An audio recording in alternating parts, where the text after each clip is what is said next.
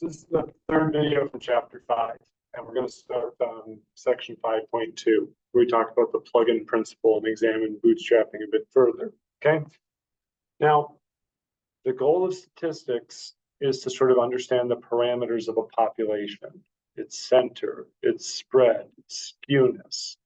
So the plugin principle says that to estimate a parameter, and a parameter is a quantity that describes a population like mu or sigma squared or skewness or kurtosis, these things. To estimate a parameter, use the statistic that is the corresponding quantity for the sample. Okay, so remember in bootstrapping, we're given a sample for the population. So for example, if I wanted to estimate the mean of the birth weights of all babies born in North Carolina in 2004, and I'm given one sample of 1,009 births, I'm going to use the mean of that sample to estimate the mean of the entire population. Because what else do I have? So I'd use X bar, which I think from that previous video was 3448.26 grams. So the sample mean is my estimate of the population. Okay.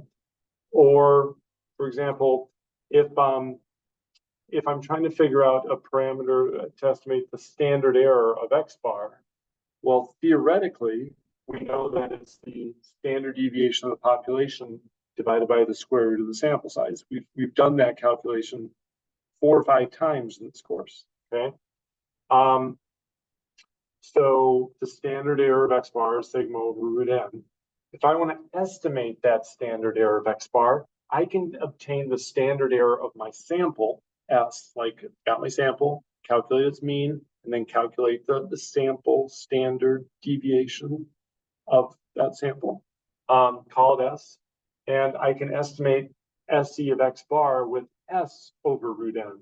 I mean, I don't know sigma, it's the unknown from the population, so I can approximate it using S for my sample, the standard deviation of my sample. And then I can use S over root n to approximate the standard error of the sample. Okay.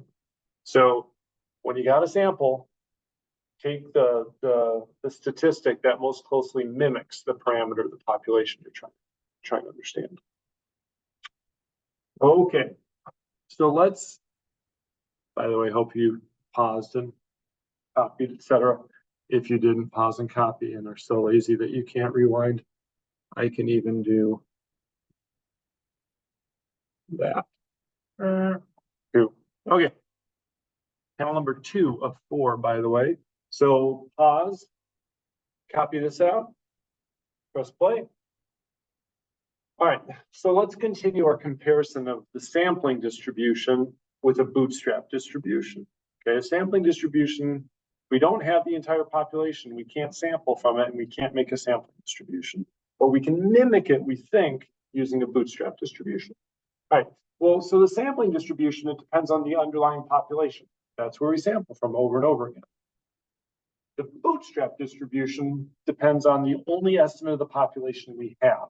And that's that one sample we're given from the population. And we resample from that one sample over and over again.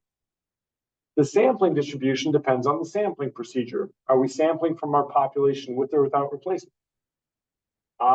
Bootstrap distribution also depends on the sampling procedure. Are we taking all possible resamples, that 2n minus 1 choose n possible resamples or not? Sampling distribution, it depends on the statistic we desire, such as X bar. So for example, with X bar, we could have used the central limit theorem to approximate the center and spread if we understood the population well. I don't know why it's getting so bright, but there it goes. Or we could use samples from our population, take a bunch of those and create a histogram. Okay.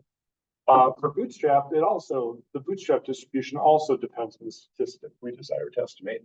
So if we wish to estimate mu for one bootstrap and sigma for another bootstrap for the same population, those will have different bootstrap distributions, obviously.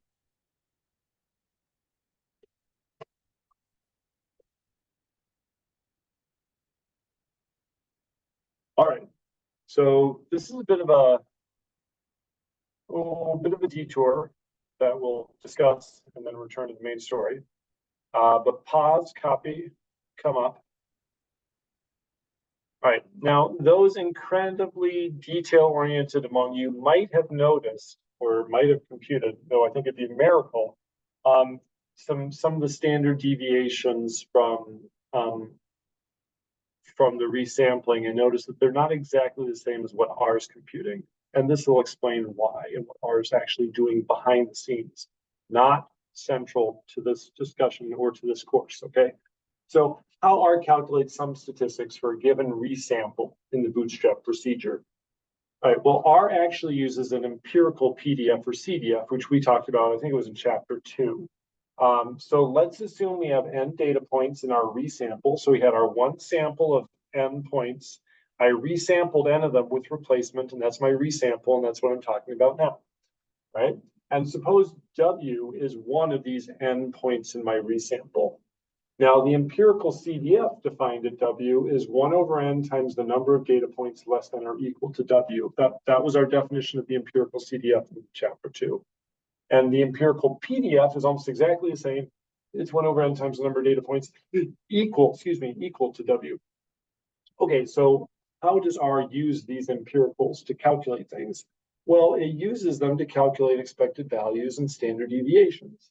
So the expected value of X under the empirical is the sum over all X of X times its empirical PDF. Now, you can do a little bit of thought process and say that for each X, F hat of X is basically 1 over n. Or if X is shared twice in the resample, because remember I can sample the same point multiple times, I'm just going to have a 1 over n for each occurrence of X, and we have 2 or 3 occurrences of X. But anyway, these two quantities would be the same.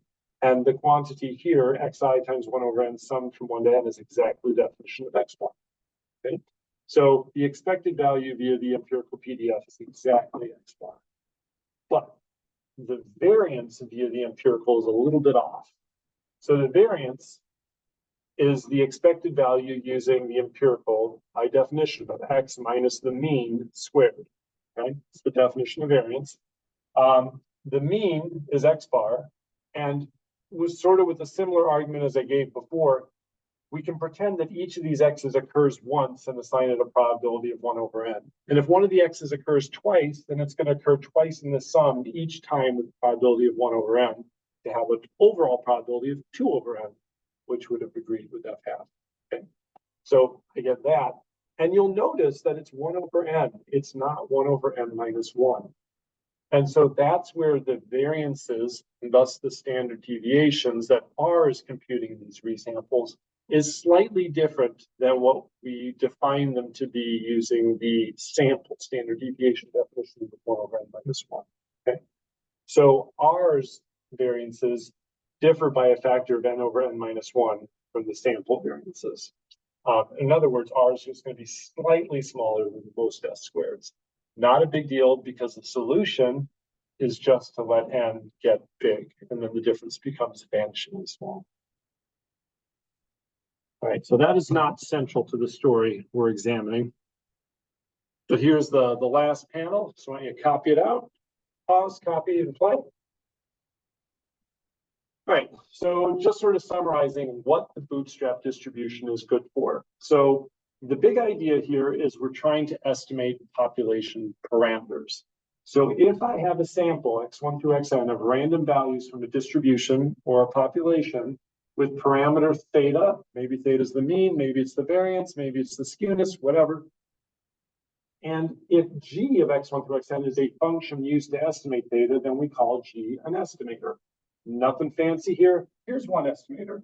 Take your sample, add the values, divide by n. That's a function of my sample, and it's an estimator of the population mean. Okay.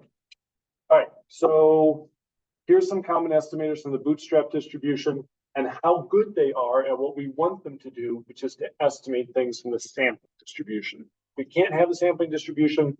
Let's build the bootstrap and make some inferences. All right. Well, the center of the bootstrap distribution. Well, we learned the center of the bootstrap distribution is going to be centered around the center of the one sample we were given, which isn't necessarily the center of the population or the center of the sampling distribution. So the center of the bootstrap distribution is not a good estimator of the center of the sampling distribution.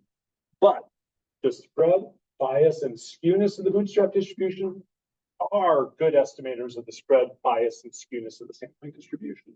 So bootstrap is great, but don't believe that center of the bootstrap is telling you much of anything, okay? All right, so basically bootstrapping helps to quantify the behavior of a parameter, its spread, its bias, its skewness, but not the parameter value itself, because the parameter value itself is most likely the center of the sampling distribution.